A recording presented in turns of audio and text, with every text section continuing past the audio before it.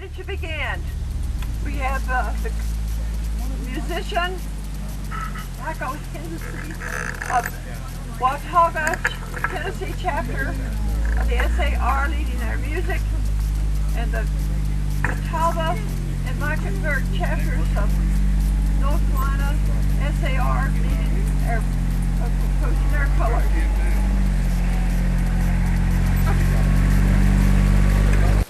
Folks, we're going to present the flags here first before we post them. Right. So if you're wanting to get video and pictures over there, would probably be the optimal place to do. Cool. Thank you. Join us for the invocation, please. Go ahead. Hold it close to your mouth. Uncover. Lord, help us to forever remember those guardians who stood in harm's way to protect our loved ones and us. Bless and keep those guardians of liberty and their loved ones, just as they blessed us and ours with their service in the name of freedom. Amen. Amen. Compatriots and friends, we meet at this time to commemorate a patriot who served his new nation and answered the last call of duty. Color guard, post colors. Attention.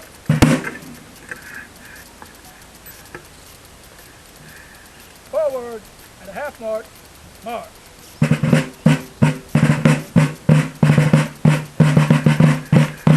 Column right. March.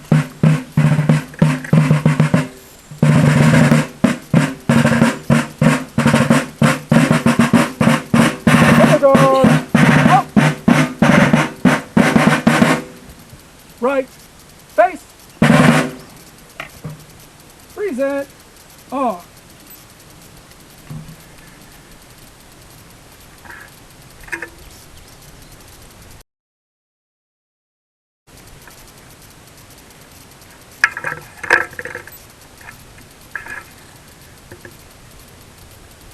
Please join us in the Pledge of Allegiance to our flag. I pledge allegiance to the flag of the United States of America and to the republic for which it stands, one nation, under God, indivisible, with liberty and justice for all. Color guard. Carry on.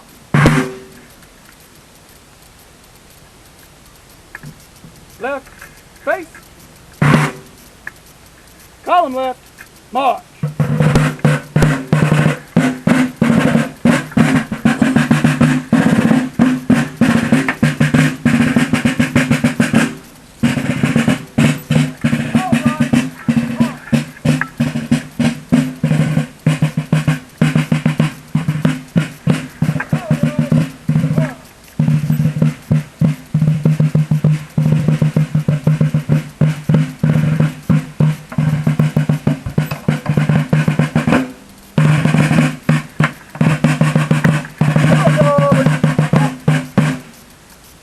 Right, face, post, national colors.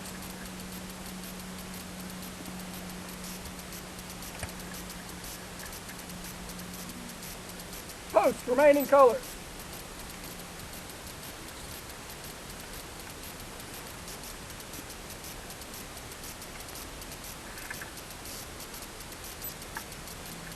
Left, face.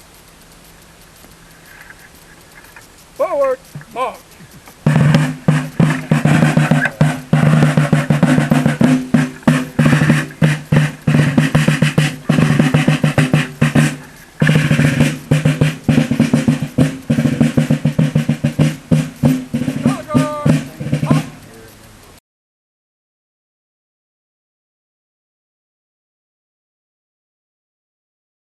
For doing a grave marking, they need to do something other than just be color guard.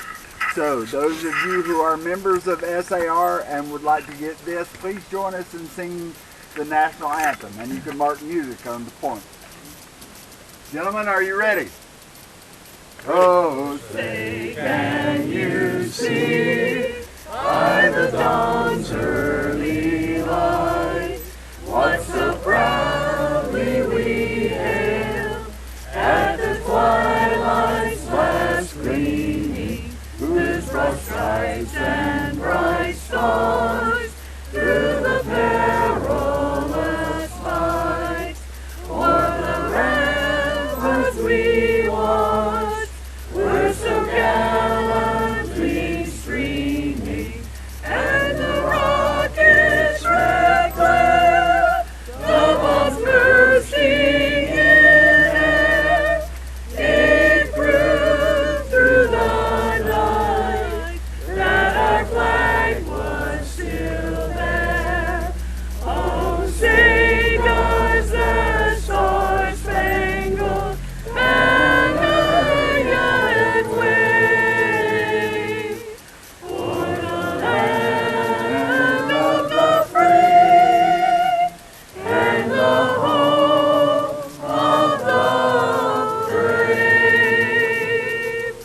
Thank you.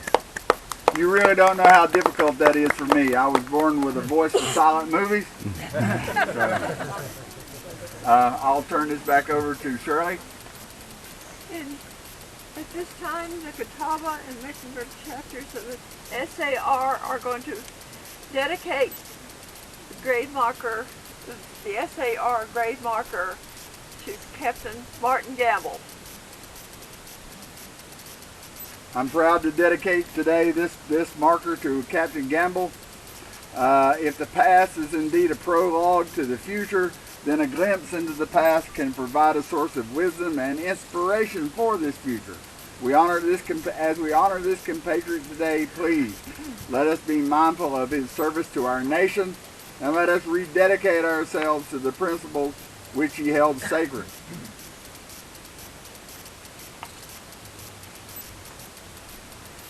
Jim Gambill, fifth great-grandson of Martin Gambill, will now speak to you. Close enough. Yeah. Okay. Thank you. Welcome everyone, and thanks for coming to this dedication.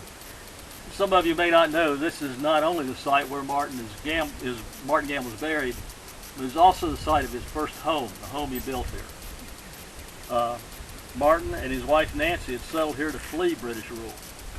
They thought they were safe here since the peace treaty after the French and Indian War made this Indian territory and not part of the colonies. That treaty gave the land where the waters flow into the Atlantic to the British, and all the land where the waters flow to the Pacific to the Indians. The New River flows into the Mississippi, bespoke, and so that made this Indian territory. Why did Martin leave this hilltop to fight the British? 9 years earlier, in 1771, Martin and about 2,000 subjects of the king, who called themselves the Regulators, had been soundly defeated by a British force of half their size at the Battle of Alamance. And a few years later, Martin and Nancy left the Yadkin Valley, which was under British rule, and moved into this Indian territory. Now, 9 years later, the colonists' fight for independence was not going well. That spring, the Tories had routed a Patriot force at the Battle of Waxhaw, and the victorious British forces under Colonel Tarleton had slaughtered the Patriot soldiers who tried to surrender. Late that summer, less than 200 miles from here, at the Battle of Camden, a revolutionary force of over 3,000 men, 1,000 of whom were trained Continental troops led by the Continental's most vaunted general, Horatio Gates, had been routed by a much smaller British force. Now, just 2 months after that rout, it was from this very spot, in late September, Martin left his wife and 16-month-old child to join a militia force of his neighbors that would probably total less than 1,000 farmers to meet a British-trained Tory force of unknown size. You might want to visit the Ashe County Museum, somebody mentioned to me, to see the painting of Martin making his ride to round up the militia to go meet the British. It's at the Ashe County Museum if anybody's interested in seeing it. Martin left this peaceful spot because British Colonel Bulldog Ferguson had threatened his home, his friends, and his family if the Over Mountain men did not join the British cause and submit to British rule. Ferguson was not concerned about angering these Over Mountain men because the militia force had never put up much of a fight against a trained British force. He would soon realize that he had stirred up a hornet's nest. But his enlightenment would come too late as Ferguson was killed and the Over Mountain men decimated his force at the Battle of Kings Mountain. We mountain people hold a grudge. It may be that you, like me, have placed a stone on Ferguson's grave on top of Kings Mountain to make sure he stays put on that mountain. The Patriots also paid a cost. Several lost their lives, and Martin, who was shot in the elbow. I see a great many descendants of Martin who would not be here had the musket that fired that ball into Martin's elbow wavered a 1/16 of an inch to strike Martin's heart. Fortunately, his genes survive in the many of us here today. But I am reminded that Martin's legacy is not only what he accomplished in his lifetime and the genes he lived to pass on, but also the values he and men like him instilled in their children, which continue to ripple down the generations. His values survive in his descendants who continue to serve their country and contribute to their communities. We do well to commemorate the service and sacrifice of all those who should never be forgotten. We thank the Daughters of the American Revolution for their tireless efforts to honor these heroes. Mary Lou Richardson will continue the program and lead us in a tribute to Martin and the patriots who served to establish this country.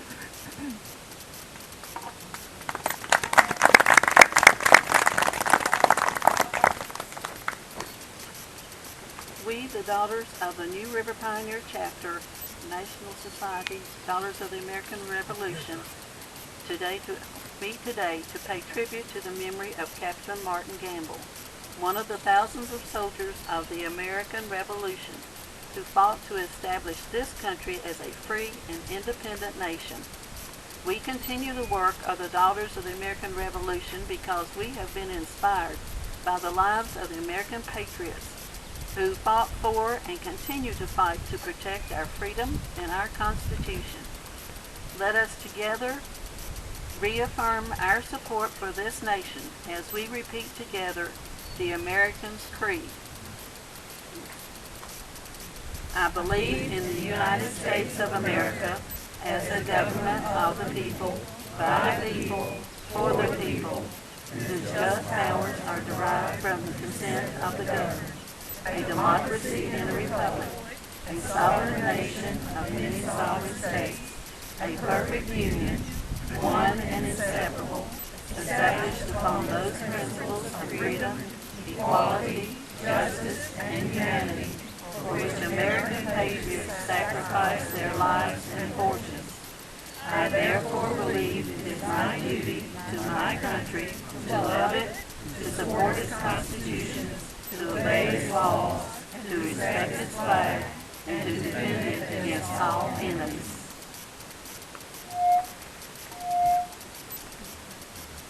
As a sixth great-granddaughter of Martin Gambill, I'm proud to be a part of this ceremony to honor him today. I have many fond memories of my grandmother, Jessie Gambill Cox Moore, retelling the story of Martin's bold patriotism and his historic ride in September 1780. She took immense pride in sharing the details about his sacrifice and determination to help other early settlers resist the tyranny of the British. Martin Gambill must have been a courageous man to lead his fellow militiamen in local skirmishes and also at the Battle of Kings Mountain. His unfailing commitment to duty continued in what is now known as Ashe County through his service as sheriff, justice of the peace, state senator, to name a few. He set an everlasting example for his descendants and for generations to come as someone who was willing to fight for justice and freedom. Thank you, Martin Gambill, and thank you to everyone for being here today. In memory of Captain Martin Gambill, who made a famous ride and led militia troops in the Battle of Kings Mountain. Victory in this battle was considered by both Presidents Thomas Jefferson and Teddy Roosevelt to have been a turning point in the War for Independence.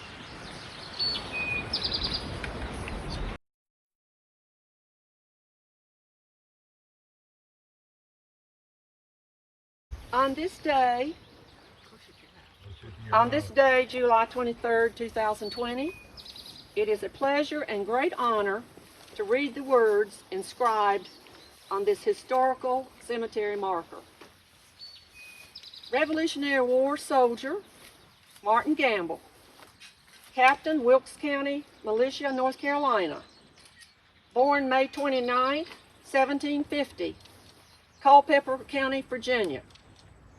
He died on November 20th, 1812, in Ashe County, North Carolina.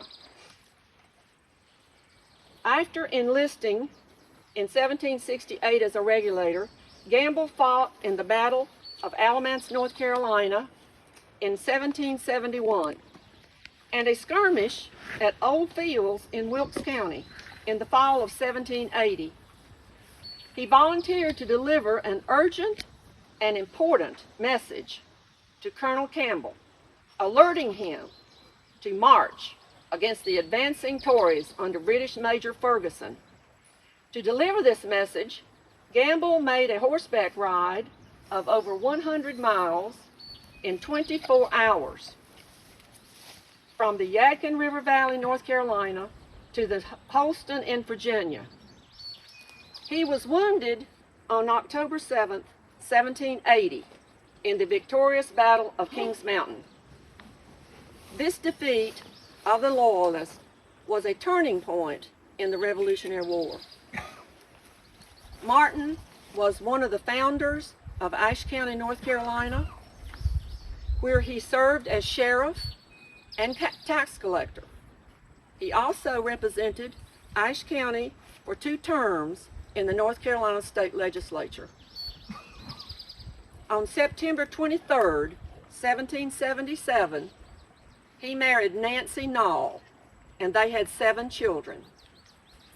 This marker is placed today by the New River Pioneer Chapter, the National Society of the Daughters of the American Revolution. One final personal note: my mother was Emma Letha Gambill and married Isom Burton Osborne, Jr. I am a 5th generation granddaughter of Martin Gambill. Thank you.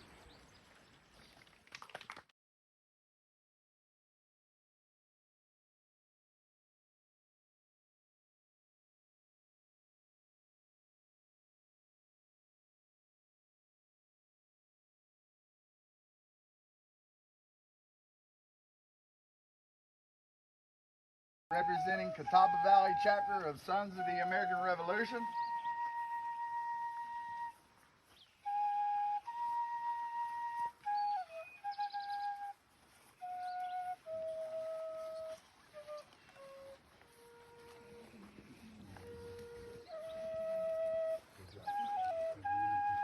Fred Learned, past state president and past Bethabara chapter president.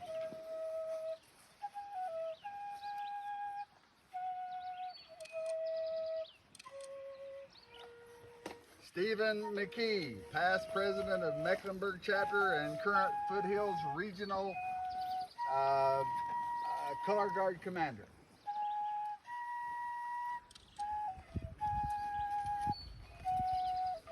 Have I missed anyone? Alec? Kevin Alec from the, which chapter is it? Colonel Alexander. Yeah, Irwin Colonel chapter. Alexander Irwin chapter in Morganton.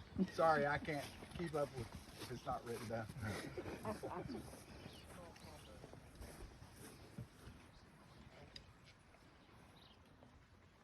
Have I missed anyone? Make ready. Taking. Fire! Go to your fire lock. Secure your fire lock.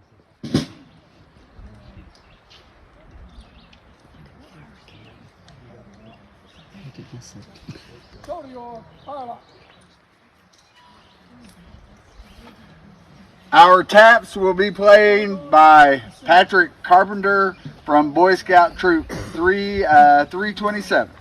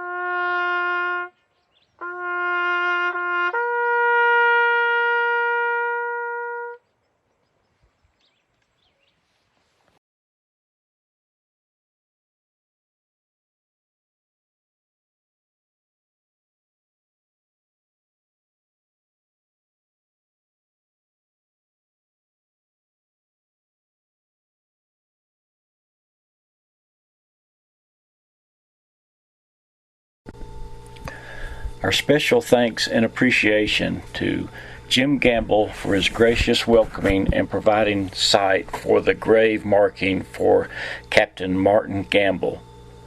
To Ben Setzer, President of the Catawba Valley Chapter, North Carolina SAR, for presenting the color guard and the SAR grave marker. The Mecklenburg Chapter, North Carolina SAR, for honoring us with their presence. To Michael Henningsen of Watauga Chapter of the Tennessee SAR from Abington, Virginia, for presenting the drum and fife as well as the bugler for taps.